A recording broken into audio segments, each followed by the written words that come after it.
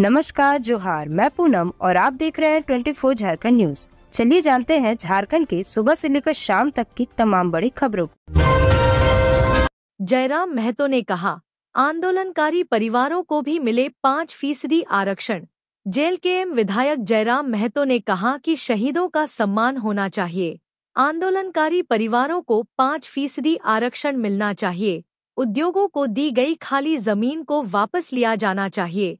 उन्होंने कहा कि 1,36,000 करोड़ बकाया मिलना चाहिए, लेकिन राज्य के सभी बैंकों में जो 5,55,000 17,000 करोड़ रुपए दूसरे राज्यों को दिए गए हैं, उसे अपने राज्य में लाकर समस्याओं का समाधान करना चाहिए।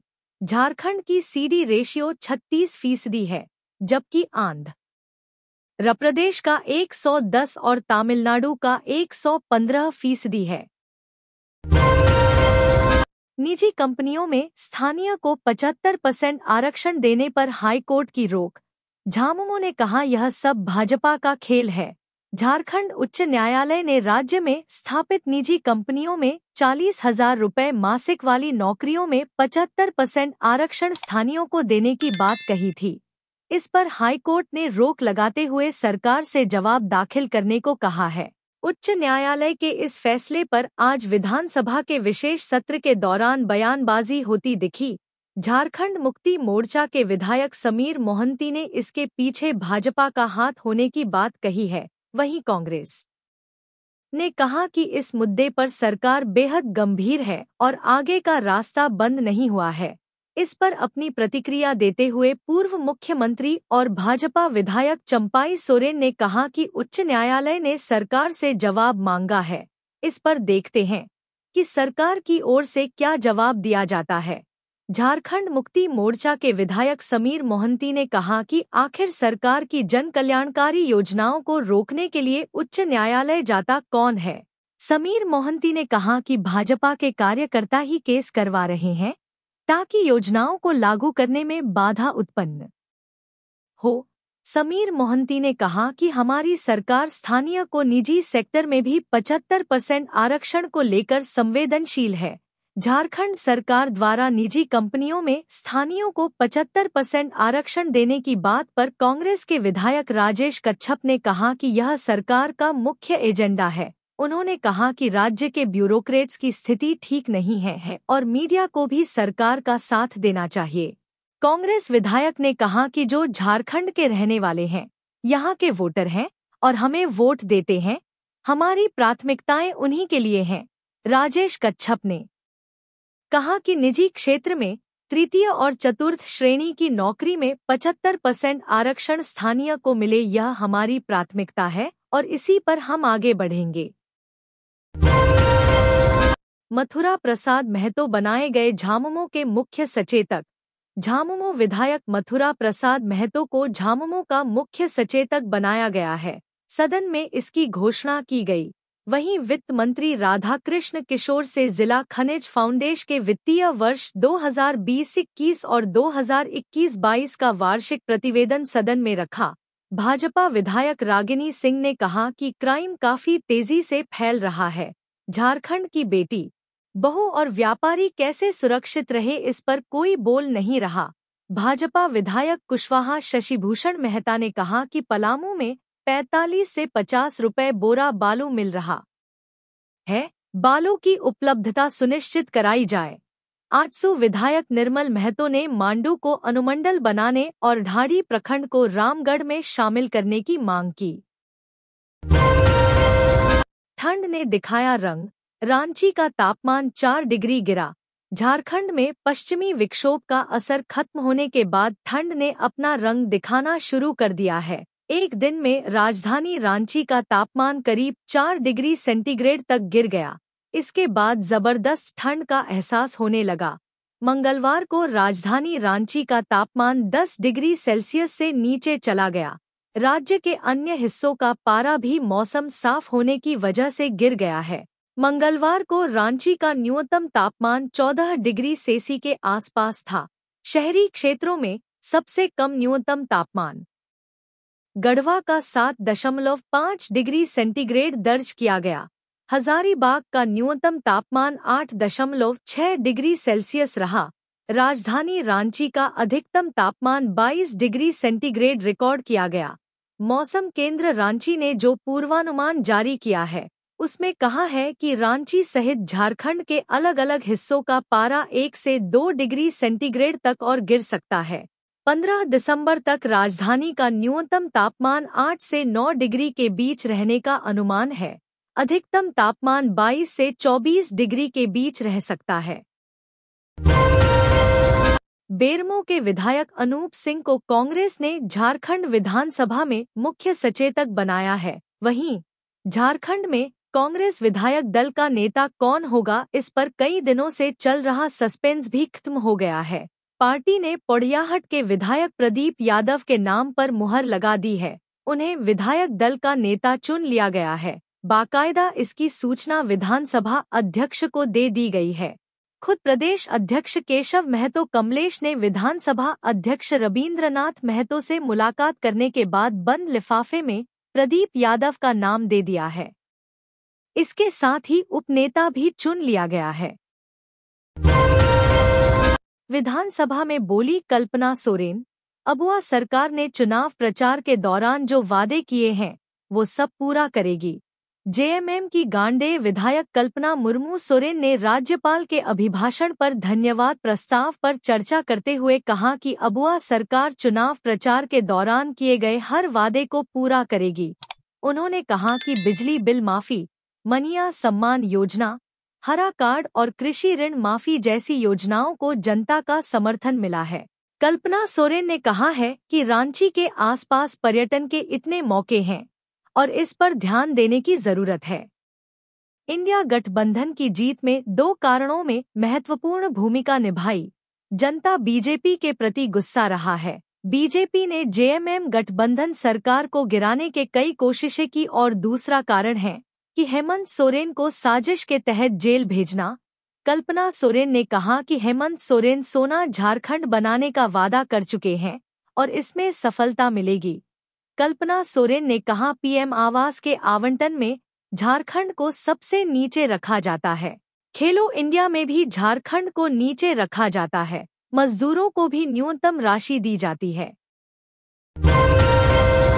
सीएम हेमंत सोरेन के आदेश के बाद श्रमिकों का वेतन रोकने और जालसाजी करने वालों के खिलाफ एफआईआर दर्ज। मुख्यमंत्री हेमंत सोरेन के निर्देश के बाद कैमरून में फंसे झारखंडी श्रमिकों के वेतन भुगतान की प्रक्रिया शुरू कर दी गई है।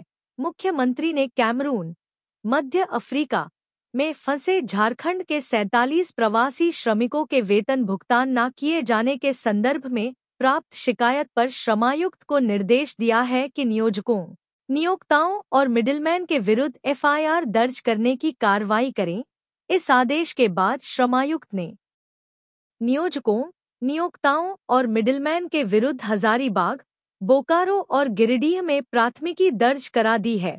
प्राथमिकी में इस बात का भी जिक्र किया गया है कि नियोजकों, नियोक्ताओं और मिडिलमैन द्वारा उक्त श्रमिकों को अंतर्राज्यीय प्रवासी श्रमिक नियोजन का विनियमन और सेवा शर्त अधिनियम 1979 के अंतर्गत बिना प्रवासी मजदूर के रूप में निबंधन कराए एवं बगैर लाइसेंस प्राप्त किए धोखे एवं जालसाजी कर श्रमिकों को मध्य अफ्रीका स्थित कैमरून भेजा गया है, जो गैरकानूनी है।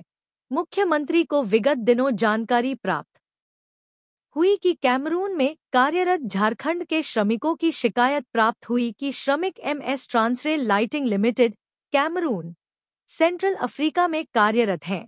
इन सभी श्रमिकों का 3 माह का वेतन लंबित है और वे भारत वापसी की मांग कर रहे हैं। मामले की जानकारी के बाद मुख्यमंत्री ने राज्य प्रवासी नियंत्रण कक्ष को त्वरित कार्रवाई का निर्देश दिया है। विधानसभा सत्र के चौथे दिन भाजपा विधायक ने किया विरोध प्रदर्शन। बालों की काला बाजारी का उठाया मुद्दा।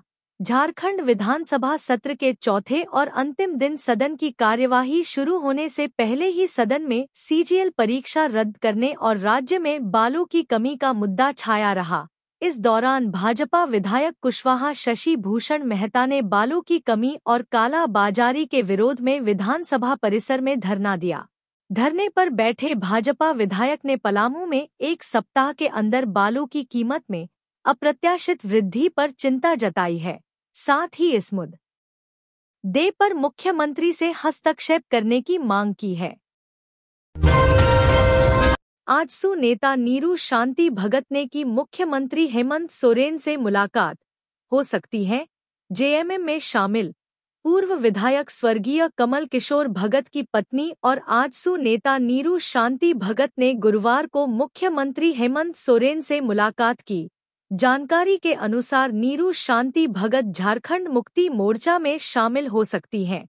आपको बता दें कि विधानसभा चुनाव में नीरू शांति भगत लोहरदगा से आजसू की उम्मीदवार थी। हेमंत सरकार का बड़ा फैसला, झारखंड में जारी रहेगी फ्री बिजली। झारखंड के लोगों के लिए हेमंत सरकार की महत्वाकांक्षी योजना बिजली माफी योजना जारी रहेगी। जी हां, विधानसभा में अनुपूरक बजट पेश किया गया है, जिसमें ऊर्जा विभाग को 2577.92 करोड़ रुपए का बजट दिया गया है। झारखंड के वित्त मंत्री राधाकृष्ण किशोर ने शीतकालीन सत्र में 11,697.92 करोड़ रुपए का बजट पेश किया। इसमें सबसे अधिक मनिया सम्मान योजना के लिए 6,390.55 करोड़ रुपए का प्रावधान किया गया है। उसके बाद ऊर्जा विभाग को 2,577.92 करोड़ रुपए दिया गया। हेमंत सोरेन सरकार की बिजली बिल माफी योजना के तहत घरेलू उपभोक्ताओं को 200 यूनिट तक मुफ्त बिजली दी जा रही है। 200 यूनिट तक बिजली खपत करने वालों को कोई भी राशि नहीं देनी होगी। इस योजना से करीब 41 लाख उपभोक्ताओं को फायदा पहुंचाया जा रहा है। मुफ्त बिजली योजना के तहत उपभोक्ताओं को 200 यूनिट तक का energy charge, fixed charge, electricity duty भी नहीं देना होगा। अब आपके मन में सवाल उठ रहा होगा कि जो उपभोक्ता 200 यूनिट से अधिक बिजली इस्तेमाल करेगा उनका क्या होगा? उन्हें पहले की ही तरह सब्सिडी मिलती रहेगी। 200 से 400 यूनिट बिजली इस्तेमाल करने वालों को 2.05 प्रति यूनिट के हिसाब से सब्सिडी मिलेगी। वहीं 400 यूनिट से अधिक बिजली इस्तेमाल करने वाले को 6.65 प्रति यूनिट के हिसाब से पैसे देने होंगे। प्रदीप यादव बने कांग्रेस विधायक दल के नेता, विधानसभा सचिवालय को भेजी गई चिट्ठी। झारखंड में कांग्रेस विधायक दल का नेता कौन होगा, इस पर कई दिनों से चल रहा सस्पेंस खत्म हो गया है। पार्टी ने पोड़ियाहाट के विधायक प्रदीप यादव के नाम पर मुहर लगा दी है। उन्हें विधायक दल का नेता चुन लिया गया है। बाकायदा इसकी सूचना विधानसभा अध्यक्ष को दे दी गई है। खुद प्रदेश अध्यक्ष केशव महतो कमलेश ने विधानसभा अध्यक्ष रबींद्रनाथ महतो से मुलाकात करने के बाद बंद लिफाफे में प्रदीप यादव का नाम दे दिया है। इसके साथ ही उप नेता भी चुन लिया गया है। चाईबासा में ओडिशा के 2 युवकों की हत्या की आशंका, पुलिस ने शुरू किया सर्च ऑपरेशन। झारखंड के चाईबासा आए ओडिशा के 2 युवकों को ग्रामीणों द्वारा पकड़कर हत्या की आशंका जताई गई है। दोनों युवक चाईबासा के गोइलकेरा से लापता हुए हैं। पुलिस दोनों की तलाश में घोर नक्सल प्रभावित इलाके में सर्च ऑपरेशन चला रही है। दरअसल ओडिशा के रायरंगपुर निवासी शेख शाहिद अली और शेख नजीर अपने 3 अन्य साथियों के साथ चाईबासा के गोइलकेरा पहुंचे थे। दोनों मंगलवार से लापता हैं। आशंका है कि ग्रामीणों ने मवेशी तस्कर समझकर दोनों की हत्या कर दी है। हालांकि चाईबासा पुलिस को अभी तक दोनों के शव नहीं मिले हैं। जानकारी के अनुसार दोनों युवक मुखिया द्रौपदी मुर्मू के पैतृक पंचायत के रहने वाले हैं। दोनों के परिजनों ने मामले में पत्र लिखकर मयूरभंज एसपी और चाईबासा एसपी को पूरे मामले की जानकारी दी है। परिजनों ने किसी अनहोनी की आशंका जताते हुए पुलिस से दोनों को खोजने की गुहार लगाई है। झारखंड के डीजीपी अनुराग गुप्ता ने बताया कि चाईबासा के गुदड़ी इलाके से ओडिशा से आए 4-5 युवकों में से 2 गायब हो गए हैं। इस इलाके में रहने वाले ग्रामीण नक्सलियों और उग्रवादियों से काफी परेशान हैं। कयास लगाया जा रहा है कि ग्रामीणों ने दोनों युवकों को नक्सली समझकर मार डाला है। हालांकि अभी इसकी पुष्टि नहीं हो पाई है। इलाके में पुलिस की ओर से तलाशी अभियान चलाया जा रहा है। मामले में पुष्ट जानकारी मिलते ही मीडिया से साझा किया जाएगा। झारखंड सरकार का महिलाओं को तोहफा, सरकारी नौकरियों में मिलेगा 33% आरक्षण।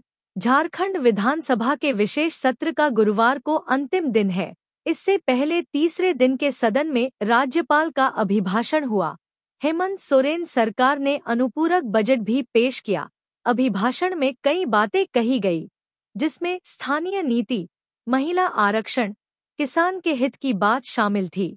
राज्यपाल ने अपने अभिभाषण में कहा कि महिलाओं को सभी सरकारी नौकरियों में 33% आरक्षण दिए जाएंगे। वहीं राज्य में तृतीय और चतुर्थ वर्ग की नौकरियों में स्थानीय लोगों को पूर्ण आरक्षण मिलेगा। राज्यपाल संतोष गंगवार ने कहा कि सरकार आरक्षण नीति तैयार करेगी, जिसके तहत आदिवासी मूल नागरिक को तृतीय और चतुर्थ वर्ग की नौकरियों में आरक्षण दिया जाएगा। साथ ही 10वीं कक्षा के विद्यार्थियों को गुरुजी स्टूडेंट क्रेडिट कार्ड योजना से जोड़ा जाएगा। इसके तहत 15 लाख रुपए का शिक्षा ऋण मुहैया कराया जाएगा। राज्य में मदरसा बोर्ड, अल्पसंख्यक बोर्ड और उर्दू अकादमी का भी गठन किया जाएगा। अभिभाषण में यह भी कहा गया कि राज्य में शिक्षकों के लिए 60,000 पदों पर 15,000 पदों पर प्रावधान। यापको अलग अलग कार्यालयों के लिए 2,500 क्लर्कों की नियुक्ति की जाएगी। वहीं 10,000 पुलिसकर्मियों की भी बहाली निकाली जाएगी। इसके अलावा 10,000 भाषा शिक्षकों की नियुक्ति होगी। इसके अलावा लंबित विधेयक पिछड़ा वर्ग को 27%, आदिवासी को 28%, अनुसूचित जाति को 12% समेत सरना आदिवासी धर्म कोड पर राज्य सरकार द्वारा काम किया जाएगा। साथ ही हो मुंडारी, कुड़ुक समेत तमाम जनजातीय भाषाओं को 8वीं अनुसूची में शामिल कराने की ओर सरकार काम करेगी।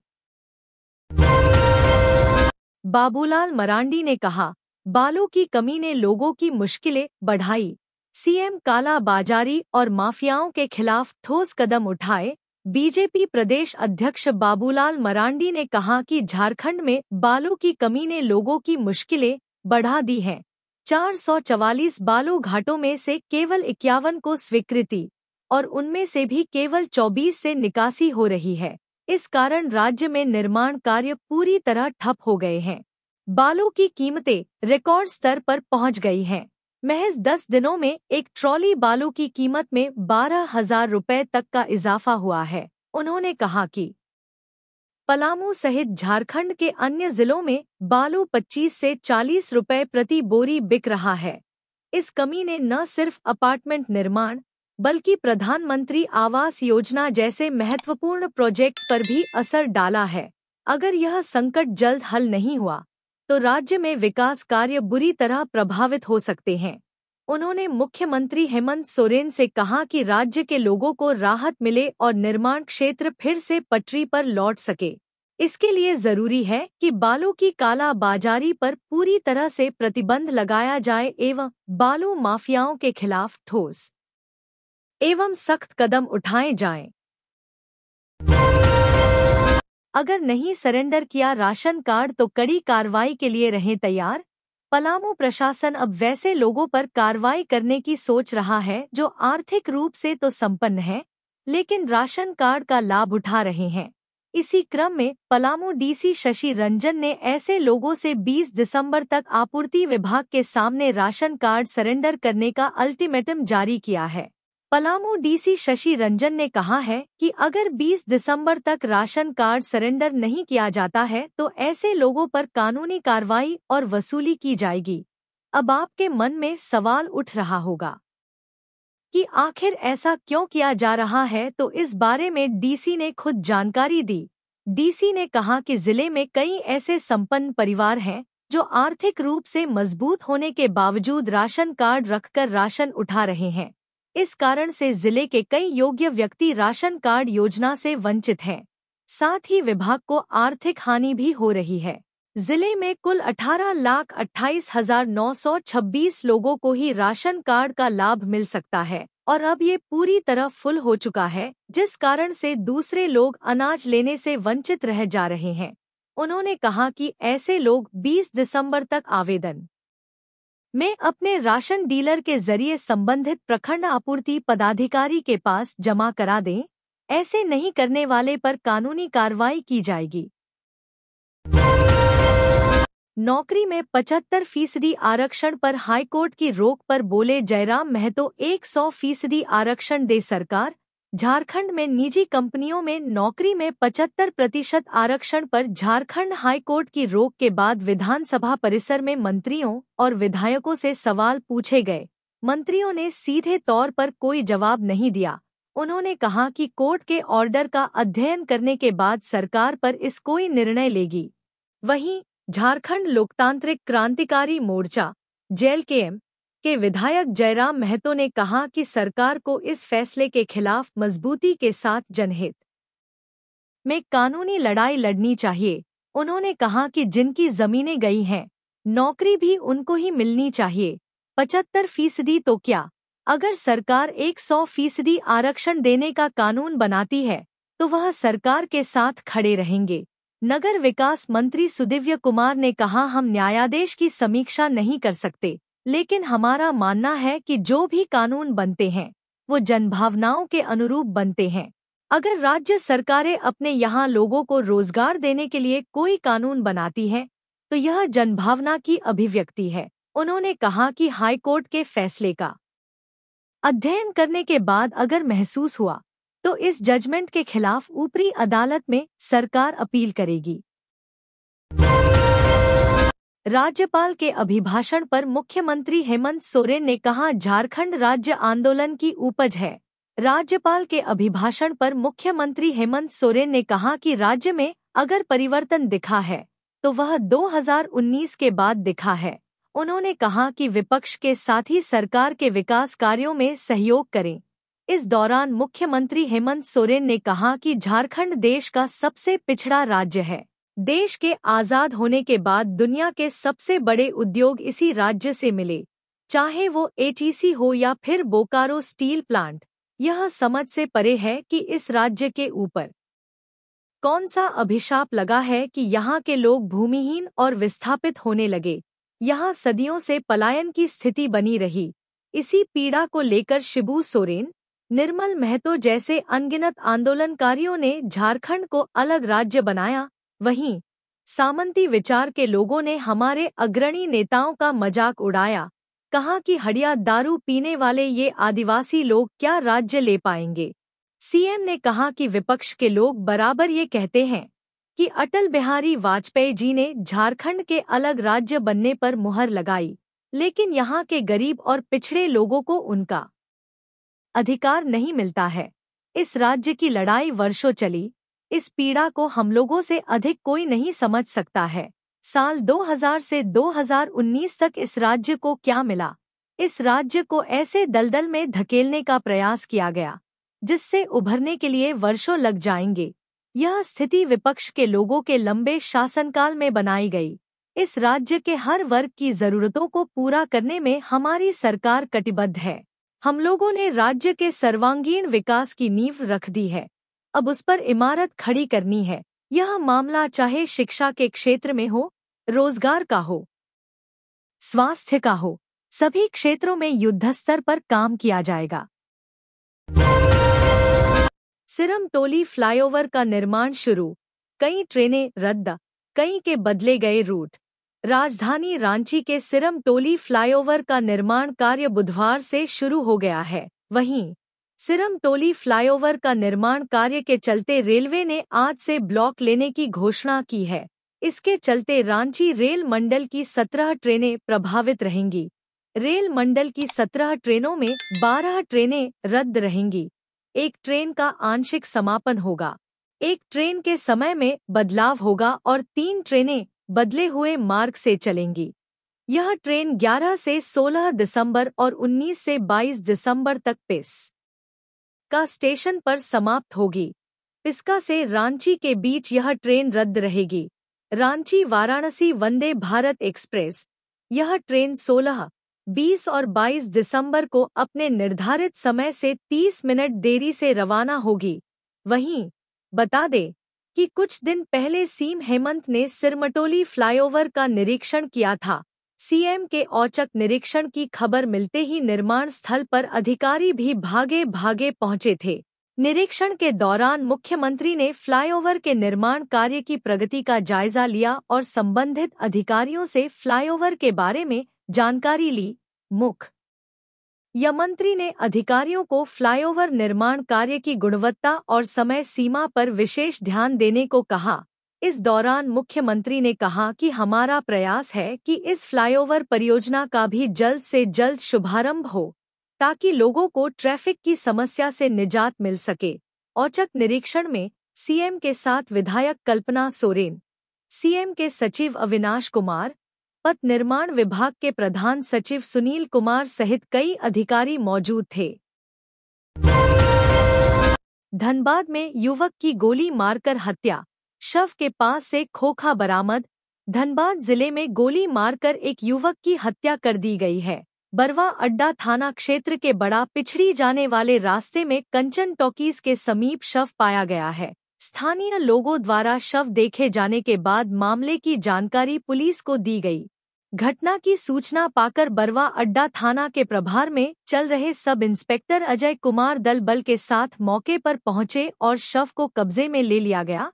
वहीं मामला दर्ज कर छानबीन शुरू कर दी है। साथ ही स्थानीय लोगों से भी पूछताछ की जा रही है। इस मामले में इंस्पेक्टर अजय कुमार ने बताया कि स्थानीय लोगों के द्वारा एक शव मिलने की सूचना दी गई। इस सूचना पर पुलिस टीम घटनास्थल पर पहुंची, जहां देखा कि एक युवक का शव पड़ा हुआ है। अभी तक शव की पहचान नहीं हो सकी है। आसपास के लोग भी शव को नहीं पहचान रहे हैं। इंस्पेक्टर अजय कुमार का कहना है कि शुरुआती जांच में गोली लगने से मौत हुई है, क्योंकि युवक को गोली लगी है और उसके पास से खोखा भी बरामद हुआ है। युवक की उम्र करीब 40 के आसपास है। वहीं मामले को लेकर डीसीपी शंकर कामती ने कहा कि प्रथम दृष्टया में गोली मारकर एक युवक की हत्या करने की बात सामने आई है। युवक का शव बरामद किया गया है। युवक को 2 गोली लगी है। फिलहाल शव की पहचान नहीं हो सकी है। अज्ञात अपराधियों के द्वारा गोली मारी गई है। घटनास्थल पर पहुंचकर मामले की जांच पड़ताल की जा रही है। कानूनी प्रक्रिया पूरी होने के बाद शव को पोस्टमार्टम के लिए भेज दिया जाएगा। सभी थाना में घटना को लेकर सूचित कर दिया गया है, ताकि शव की पहचान हो सके। इरफान अंसारी ने कहा, सोना सोबर्न योजना में हुई गड़बड़ी बर्दाश्त नहीं, दोषियों पर सख्त कार्रवाई होगी। खाद्य आपूर्ति मंत्री इरफान अंसारी ने बुधवार को प्रोजेक्ट भवन में विभागीय अधिकारियों के साथ समीक्षा बैठक की। उन्होंने कहा कि विभाग को सक्षम बनाने के लिए आउटसोर्सिंग के माध्यम से 286 एजीएम की नियुक्ति की जाएगी। खाद्य सुरक्षा योजना के तहत चावल वितरण बढ़ाकर 7 किलो किया जाएगा। मंत्री ने कहा कि सोना सोबर्न योजना के तहत गरीबों के बीच धोती साड़ी और लुंगी वितरण में हुई गड़बड़ी बर्दाश्त नहीं की जाएगी। दोषियों पर सख्त कार्रवाई की जाएगी। मौके पर इरफान ने कहा कि हर जरूरतमंद को राशन कार्ड से जोड़ा जाएगा। विभाग अब 2G नहीं बल्कि 5G स्पीड से कार्य करेगा। झारखंड के धान का केवल राज्य में उपयोग होगा। दुर्गम पहाड़ी क्षेत्रों में चावल की पहुंच सुनिश्चित की जाएगी। बैठक के दौरान मंत्री ने स्पष्ट किया कि गलत कार्य करने वाले पदाधिकारियों पर कार्रवाई की जाएगी। वहीं बेहतर काम करने वालों को पुरस्कृत किया जाएगा। कहा कि यह विभाग झारखंड के गरीब और मध्यम वर्गीय लोगों की जीवन रेखा है, इसमें कोई समझौता नहीं किया जाएगा। हेमंत सोरेन सरकार अपने वादों को पूरा करने के लिए दृढ़ संकल्प है और राज्य के हर नागरिक को इसका लाभ मिलेगा। विशेष रूप से जामताड़ा के उपभोक्ताओं को प्राथमिकता देते हुए उनकी सभी समस्याओं का समाधान किया जाएगा। तो ये थी आज की झारखंड की टॉप बड़ी खबरें। इसी तरह झारखंड की हर छोटी सी बड़ी खबर देखने के लिए आप हमारे चैनल 24 झारखंड न्यूज को सब्सक्राइब करके बेल आइकन प्रेस कर ले, जिससे झारखंड की हर छोटी सी बड़ी खबर की अपडेट आप तक पहुंचता रहे। तो आज के लिए बस इतना ही। हमें दीजिए इजाजत, फिर मिलते हैं नेक्स्ट न्यूज में।